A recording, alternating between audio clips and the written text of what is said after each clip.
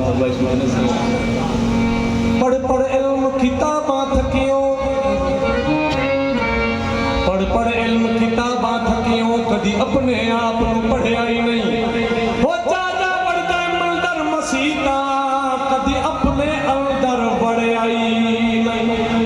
रहना शैतान दे लड़ना तू, वो कदी नफ्स अपने नाल लड़िया ही नहीं। बुल्ले शाह आसमानी उड़ दिए फड़ना है, वो जेड़ा घर बैठा है ओनू फड़िया ही। रहना शैतान दे वो लड़दा तो, कदे नफ्स अपने नाल लड़िया नहीं।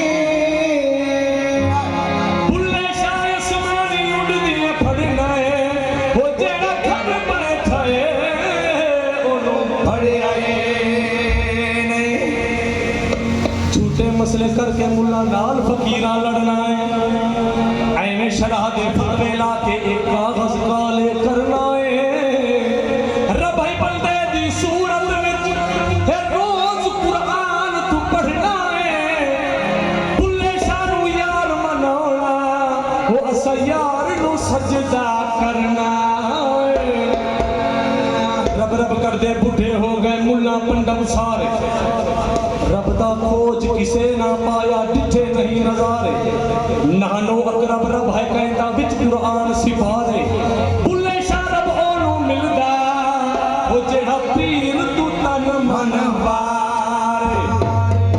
वो अंत बहर दी वो खबर न काई, रंगी रंग बनाया, वो रंगी रंग बनाया। वो अल्लाह आदमी